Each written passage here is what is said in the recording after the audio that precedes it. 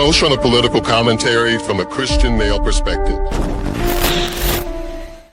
Woo! Just like that, ladies and gentlemen, we are back. You saw the thumbnail. You saw the title. So you know what we're going to be talking about. We're going to be talking about our good friend up there in Dalton. We're going to be talking about Tiff and her most recent receipts that she dropped.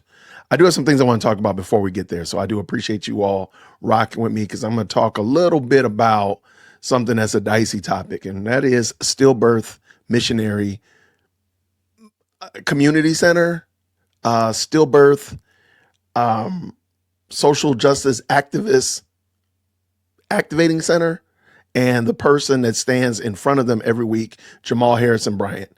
Now, he goes by this term pastor, and according to their understanding, this is what a pastor does. I'm going to tell you that emphatically, I stand on this, that is not what a pastor does. We're going to look at, I think probably, this might be a stretch. I'm going to go on a limb.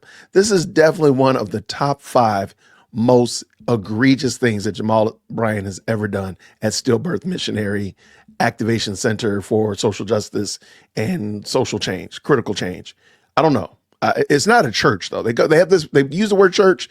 I'm going to probably insert the meme.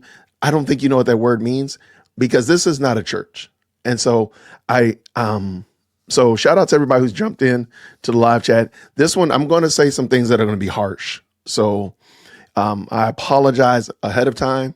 My pastor already knows that I'm fit to be tied. So they already know. So they already expecting the emails, are expecting the text messages. So don't even worry about it. This is heretical. I'm going to go on a limb and say that what we are about to watch, that Jamal Bryant spoke today, is heresy. And I'm also going to double down because I really want you to know that I mean this thing. Jamal Bryant hates these people that are at Stillbirth. He hates them. He does not care about their souls. He doesn't care. He doesn't. Nope. My name is Jason. DearWokesee@gmail.com. I am an alumni of Morehouse College, class of 1999. I say that only because Jamal Bryant is also a Morehouse man. So I'm a dues paying alumni. This man hates these people. He hates them. I'm telling you emphatically, he hates them. And you would not say that if there was an apartment building in your community and you watch the firefighters run into that building with the hoses and their mask and their tanks all kitted out, run into that building, and all you hear is these firefighters telling these people that they need to boycott Target. They need to make sure that their rights are not being oppressed, that the white man up there at 1600 Pennsylvania Avenue is doing this to HBCUs and he's doing this to the military while the building is on fire. You would clearly say, fire people, hey, fire people, you're not doing your job. Your job is not to tell them to protest Target or arguing about whether or not HBCUs get the same amount of money or any of that nature. Your job is to tell these people to get out of the fire, flee. Like literally, that's all they needed. You need to tell them, flee, get out of the fire, help them get out of the building as quickly as possible. You would probably say, if you watch those firefighters doing that, you'd probably say they don't care about the people. And dare I say, you might even go as far to say they hate those people. And that's why I say Jamal Bryant hates the people at Stillbirth Missionary, a social justice change factory, whatever the devil is called, but it's not a church. DearWokesee@gmail.com. Jason, what in the world did Jamal Bryant say today that got you so up in a tizzy? I mean, I've been saying this for a while, but today it took my breath away. And let me real quick, before I jump into the video, because y'all not ready for this. In the words of, y'all not ready for this. Today in Sunday school, my pastor taught Sunday school, adult Sunday school, and we're talking about the role of Christ. What did Jesus do? And it's such an interesting dichotomy because the Christian faith is not because I am not a Christian because I'm so great. I'm a Christian because I'm so bad. I'm so undone. I'm so wretched that I couldn't save myself. That I literally, that's how bad I am. That's how sin drenched I was, that I needed literally God himself to save me. And one of the points that Pastor talked about is that Christ took on a billion hells because of us. And I think about that, like, man, like just the amount, the fact that God is sinless and I'm so sin drenched, I'm so sin wretched that he would save somebody like me, not because I'm great. That's the thing. I've dotted no I's, I've crossed no T's, nothing, but because of his wonderful grace toward me. Not because I did anything, not because I've earned it, not because I'm so great. No, but truth be told, I'm so unworthy. I'm so ungreat. And he saved me. Now, I bring this up simply because I'm going to show you somebody who hates the congregation that's in front of him. He hates them. And it's kind of weird to watch because we're going to be watching this like a snuff film, like, wow, okay. It's going to be pretty bad. It's going to be like a train wreck. And you're not going to be able to stop watching it. But you're going to be like disgusted in the same sense because is this what church is about? Is this what the firefighter that runs into the flaming building, Inferno, and runs up those stairs? Is this what the firefighter is supposed to be doing? Is this the job, duty, and responsibility of somebody who's tasked with rescuing, dare I say, preaching and sharing the gospel with people that are in infinite peril? Watch this. Shout out to everybody who's already jumped in the chat, the best live chat on the internet. I'm telling you right now, if you have a problem with what I'm going to say, please make sure you email management. Management is always available, dearwokec@gmail.com. Yeah, this was just bad. I've seen some pretty bad sermons, and if you go back into the archives and in the crates of Dear Woke Christian, I used to do this all the time, literally every Sunday. Every day, I would go over sermons and talk about these lectures and these speeches and all that kind of stuff like that. And I haven't been doing that as much, of course, because I've been kind of moving the channel in a different direction. That's fine. But this right here is so, I have to say, like, this is probably one of the most egregious that I've seen. And I've seen some pretty bad things. Now, I'm sure there's going to be some other people tell me there's a worse, but with no further ado, let's bring this in. Let's go. Shout out to joy105.com. They've been doing they are the real MVPs, right? They've been doing a great job. They just pull these sermons up. No commentary, no real back and forth, but I just want you to check this out. Let's go. One in the chat when you can hear. Ain't ever scared. In case you forgot, I'm from the west side of Baltimore. If you got a problem, pull up on me. Go backwards and try to risk our freedom. I feel bad for them coons in the White House who are in there tap dancing for massa, wearing bow ties, shinning and grinding, laughing like nothing is funny. Get out of there, Negro, and stand with your people so that you understand that God is on our side. I'm going to try not to stop. But I kind of want to pick a fight tonight. So there's a high probability I'm going to play the video of when some gang members stepped to Jamal Bryant, cussed him out, and told him to get out of their hood. I might play that video because I'm super petty tonight. I might do that. I might do that because I'm sorry. Shout out to everybody from Baltimore. Jamal Bryant hates these people. These other churches might not say nothing, but at 6400 Woodrow, we right outside of Decatur where it's greater. You got to understand that there is more for us than there are against us. Y'all been praying for me all week. You've been nervous. That man does not care about those people. I'm gonna back this up a bit just so you can see this slew of people right there. He doesn't care about one solitary soul. No, this man is not giving these people the gospel that they need. He's not telling them to flee from the wrath of God to come. But no. He's upset because they mocked him at the Black History event in DC on Thursday. So he's in his feelings. He all butthurt about it.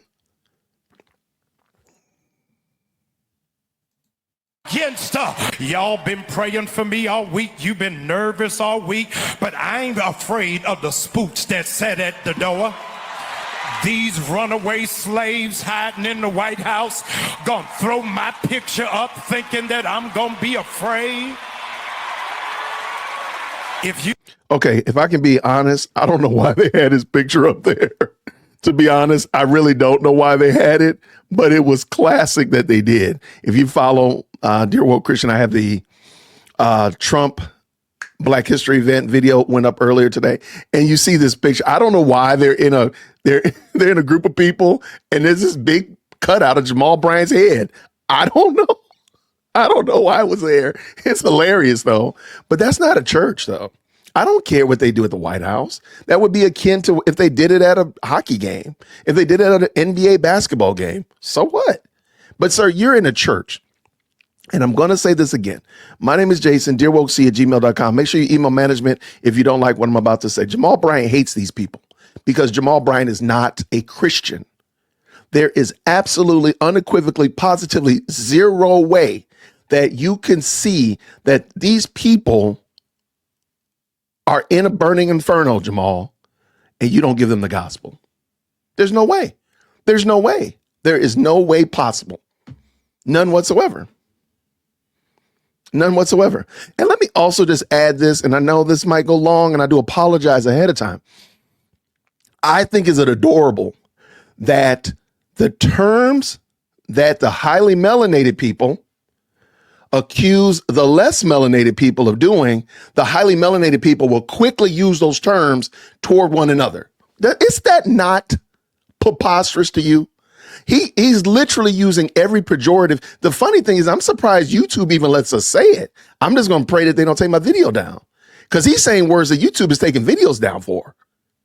Like, that's how bad it is. I'm like, I've got videos taken down because of stuff that Jamal has said from the pulpit, mind you. And mind you, again, this is supposed to be a church, lowercase c, because this is not the Church of Jesus Christ. I digress. Let's go. You got real courage, don't show my picture. Show the picture of the one that fired the Black Joint Chief of Staff from the military. If you gonna show a picture of the CEO of Target, Walmart, McDonald's, and Amazon that does not recognize black dollars or black business. If you gonna put up a picture of the state legislators in Florida that are banning black books. If you gonna put up the picture of the one who is stealing classified information from the IRS and Social Security. If you gonna put up a picture of those that don't want your mama to pay $35 for insulin and your child to pay $35 for inhaler. If you gonna put up a picture of those that are jailing children and separating families. Yeah, they're playing I Ain't Never Scared. They are playing that in the church. New birth, y'all. Only at stillbirth. Okay, let me ask you a question. And I do understand. Shout out to the 300 people that have jumped into the chat. Please make sure you hit that like button and get yourself into the best live chat on the internet. Get up in here. Hurry up. You might not even be a Christian. You might be. Big screen. Did Jesus Christ have to die for the stuff that he just talked about? Did my Lord and Savior have to go through hell, literally drink hell down on behalf of me for the dumb stuff that this fool was talking about? Did he? He didn't, because this stuff is not Christian. This stuff is social activism. This is cultural Marxism. This is melanated foolishness, but it is not Christianity. DearWokeC@gmail.com. I have no problem with you calling me. Email me. I'll give you my phone number tonight, because we're going to talk about this dumb stuff. Oh, so stupid. And good gracious alive, I still got 5 minutes left on this dumb thing. Look at the person beside you. Tell them never scared, never scared. That's because you're never a Christian, you dummy. Ooh-wee. Never scared, never scared. Never scared, never scared. They are singing Never Scared in church. Never scared, never scared. Hey, never scared, never scared. We ain't. The fact that you are a sinner and you're not scared is a problem. That's a problem of the highest order. These people don't know Christ. They are in the burning building and they're busy looking at their neighbor saying, never scared.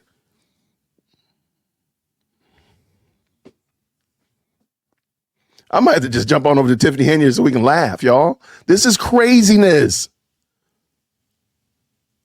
This is insanity. This has nothing to do with Christ. This has nothing. They got never scared on the marquee behind the man. May God hold that against him. May God hold him in complete and total responsibility for this. Because these people are not hearing the gospel. Their justification, if one of these people, God forbid, died today, their justification was that, oh, I was protesting Target. Oh, Lord, you can let me into heaven because I was defending HBCUs and make sure they got the funding that predominantly white colleges got. Let me in. Jamal Bryant hates these people. I'm going to say it again. I'm not going to stop. I'm not going to stop. Jamal Bryant hates these people. DearWokeC@gmail.com. Oh my gosh. He hates these people. He doesn't care. He does not care about these folks. Let's go. Never scared, never scared. We ain't never scared, never It's because you're not saved. You don't know God. never scared, never scared. That's why you're not scared. You may be seated. I would be panicking if I'm sitting there in a quote unquote church saying, I'm not scared. I'm going before the true and the living God, talking about I'm not scared. Just think about that. There's not one person in the scripture that substantiates this dumb stuff. Now, sure, V103 and the hip hop radio stations, yeah, they say it all day long, but you don't see anything scriptural that says somebody can stand before God and say, I ain't never scared.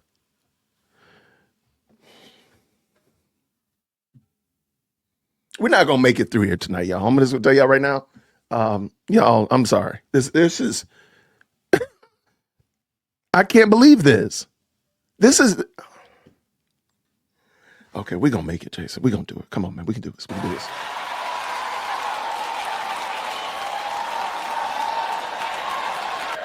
Knowing that they're trying to scale everything back. How are you walking knowing that they're trying to take $19 billion worth of scholarships from HBCUs?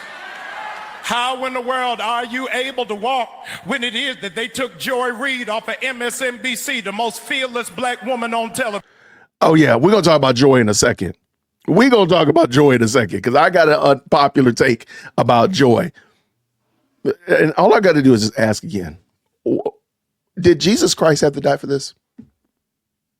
Did Christ have to suffer on the cross for what Jamal Bryant is talking about? How were you able to walk? They don't understand. We ain't regular smuggler. He anoints my head with oil. God help me in here. Some of y'all can't shout because you ain't got an anointing. What's keeping me alive ain't the Democratic Party or the NAACP or the Urban League. It's because I am anointed from the top of my head to the sole of my feet. When I got up this morning, when my feet hit the floor, the devil said, there go a dangerous black man right there, because he will bless the Lord at all times and his praise will continuously be out of his mouth. Look at the person beside you and tell them they scared of you. And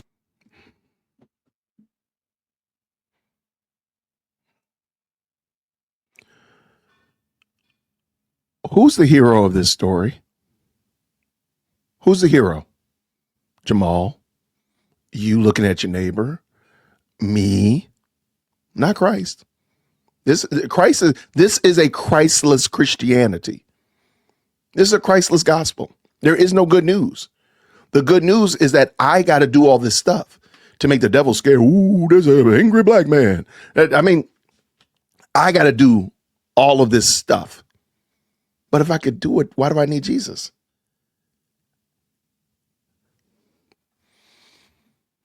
Y'all, I hate this stuff, man. This man hates these people. He hates them. If he loved them, he would give them the gospel. That's it.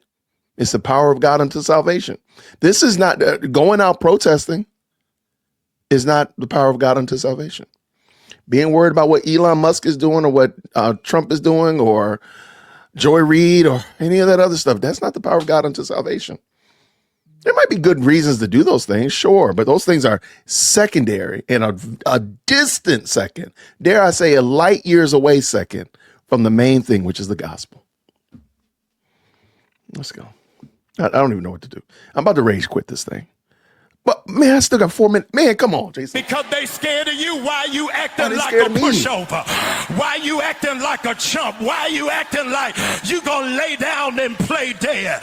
Our people been getting up for over 400 years. If they couldn't break us before, they can't break us now. This ain't the first time they tried to crucify a black man. Oh, gosh. They hung him high. They stretched him wide. He hung his head, and then he died. Come on. I can't. I can't. That man just said, did this rascal just equate himself to Jesus? Y'all, please. Y'all. Jamal Bryant hates these people. Prove me wrong. DearWokeC@gmail.com. Prove me wrong. I'll go to, if you can prove me wrong, I'll go to New Birth. I'll go to Stillbirth. It's not too far from me. Matter of fact, Lady Dear Woke Christian used to attend there when Eddie Long was pastor. We got our, fun fact, we got some of our premarital counseling was done by Eddie Long at New Birth. If you can prove to me that Jamal Bryant preaches the gospel, I will go to New Birth and I'll live stream it. I will live stream that foolishness sitting right up in there. Absolutely. I'll be up in that balcony somewhere because y'all ain't gonna get me down there with them crazy folk down there. Prove it to me. Prove it. Show me a sermon that he's preached at Stillbirth, the gospel of Jesus Christ. Show me. Otherwise, Jamal Bryant hates these people. He despises his people. He doesn't care about them one bit more than fly to the moon. He literally just equated himself to Christ. Let me back that up because y'all didn't hear it. Y'all didn't hear it. Y'all just think I'm crazy. You just think the dude throwing his hat and talking loud in his house. Okay, let me just bring it back. Let's bring this back. Listen to this dumb stuff. Tried to crucify a black man. They hung him high. They stretched him wide. He hung his head and then he died. Come on, church. But that ain't how the story is. 3 days later, he got up with all power in his hand.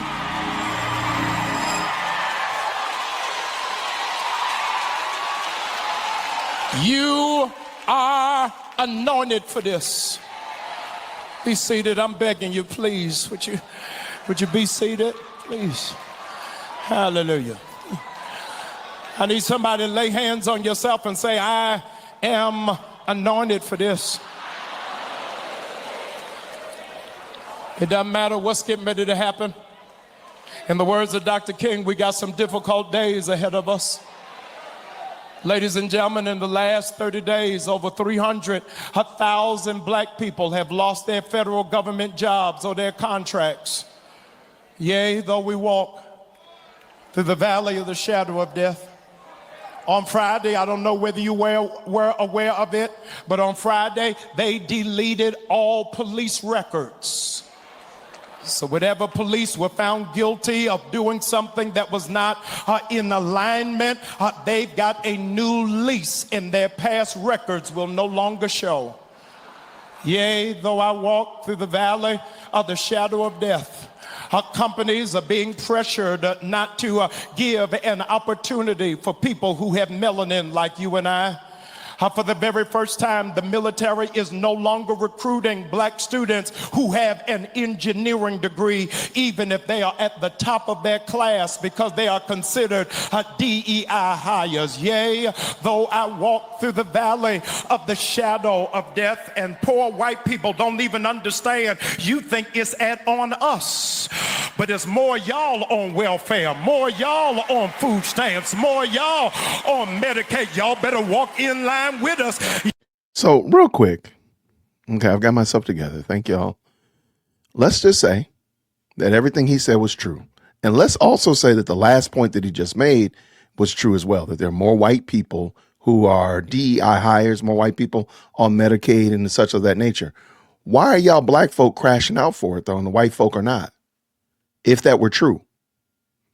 Doesn't it seem at some point, Jamal, shouldn't you realize that you're being a tool to crash out? Because they know you're going to crash out for this. They know that. So they're just sitting back waiting like, okay, let's let you crash out. Okay, they crashed out. All right, yep, everything's back to normal. Okay, let's go back to Target. Let's keep doing what we're doing. Because they know your dumb self is going to keep crashing out. They know this lady right here and this woman with this bad wig on. They know that they're going to just crash out because you tell them to. Don't you see the play if that be the case? If that be the case, Jamal, don't you see the play? That you're the ones crashing out for other people and then other people will reap the benefit? Kind of like what happened with DEI. Oh, my bad. I'll stop. Let's go. Yea, though I walk through the valley of the shadow of death, I will fear no evil. But not only am I anointed, what gives me the comportment to be able to fear no evil? But why do we not fear any evil? Okay, I know I keep stopping. DearWookC@gmail.com. Why do we fear no evil? Because he kind of skipped the last part of that verse. Because thou art with me. It's not because of me. I would fear, my knees would knock, I would collapse in utter terror if I walked through the valley of the shadow of death. But thou art with me. That's why I don't have to fear it. So this is another example why I say, hey, this is why you have to read those scriptures in context. You must read them in context. That's not the passage. He's been misquoting scripture all this whole time. Where we could be literally an hour in just looking at the first couple passages that he's already misquoted. But I'll continue. What's able to help me to get through it is understanding that the valley is always between two mountains.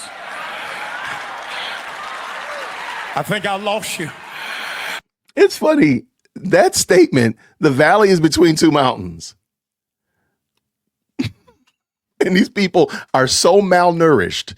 These people are so biblically illiterate. And I said this, again, you can let them know, clip it, send it to them all. I don't care if you need a big screen. I'll say it to them to their face. People at stillbirth are so biblically illiterate. They are so biblically malnourished that Jamal can state something like, well, a valley is between two mountains. And they get all up in a tizzy, throwing money around, getting all hot and bothered. You do realize that that sentence doesn't matter. It doesn't matter. Air is above us. Oh, shout me down. Money falling from the sky. My feet are cold. I don't know why my feet are cold, but they are cold. My feet are cold and people just doing backflips and stuff. Dude, you're stating facts and people are getting all up in a tizzy about it. That's how malnourished these people are.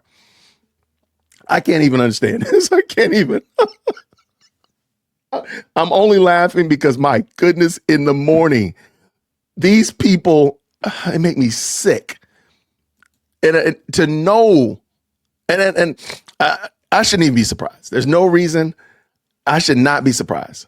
Jamal has been like this since the beginning. And again, I might be petty and maybe later on tonight, I'll play that video. It's about 5 minutes long of him getting pressed by a gang member in Baltimore.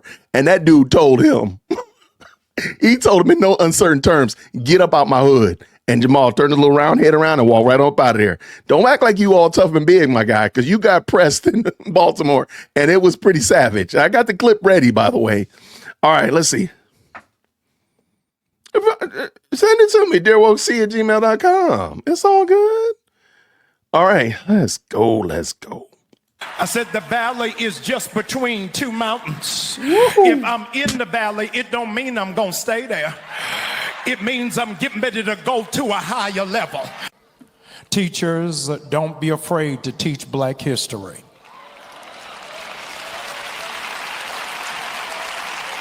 Government workers, don't be afraid to start your life over again. Creatives, don't be afraid to start your business, even in the face of conscientious objectors. Okay, I'm going to say this again. The reason this boycott is going to fail is because we as the highly melanated people have no systems in place to support our community. That's it. The highly melanated community does not have systems in place to support its community. We don't own banks. We don't own train systems. We don't own transit. We don't own planes. We don't own anything. We are the biggest consumer block, period, end of day. And when he says this kind of stuff, I thought it was adorable. He didn't say creatives come here to Stillbirth Creative Studios. We got you taken care of. He didn't say federal employees, don't worry. We got something for you right here at Stillbirth Employment Offices. He didn't say, hey, by the way, he didn't say that. You know why? Because they ain't got nothing. The boycott is just you just holding your breath. You try to see how deep you can swim in the bottom of a pool. Can you touch the bottom? Can you sit at the bottom? Can you lay down at the bottom? And then you're going to shoot yourself right back up, burst through the surface of the water and take a big old deep breath. That's all they're doing. They're going to be, I'm not going to go to Target, but I'm not going to go to Walmart. Oh, but I'm going to go to Ross. That's all they're doing. They're not making new systems. And I've said this before, and please, there's 325 of y'all, do not get mad at me. We are our biggest enemies. The Black community is the Black community's worst enemy. Because we sit here and we point our finger at everybody else, and we point back to live action role playing about what happened in the past, which did in fact happen. But we use that as a justification, like, oh, this happened in the past, therefore I can't do anything in the future. Because this happened in the past, and then they can't tell me emphatically that it happened to their family, but that I digress. They can't tell me emphatically it happened to their in their family line at all. But hey, let's not get caught up in those kind of things like that. But they can talk about stuff in the past, and therefore I can't. Well, because great granddaddy was picking cotton, I can't get a CDL license. Well, because something happened to George Floyd, I can't do nothing but sell drugs on the corner. Well, because something happened to Breonna Taylor, I am stuck right here at Dollar General with a GED at best. And we just continue, and we allow people to give us excuses like, don't worry, little Johnny. Don't worry, little Raekwon. Don't worry, little Shaniqua. It's okay. You can't do any better. You're not able to do any better. Therefore, come on over here and let me take care of you. DearWokec@gmail.com.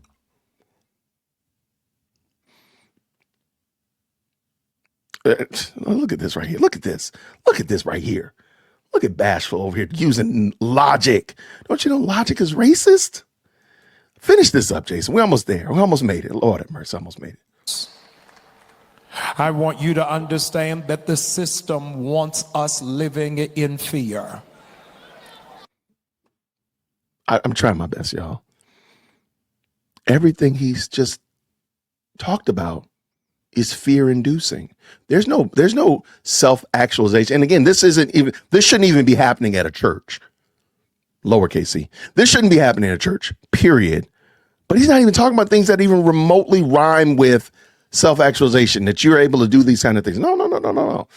He only talks about fear, and then got the audacity. All right, let's get done, Jason. We're almost there.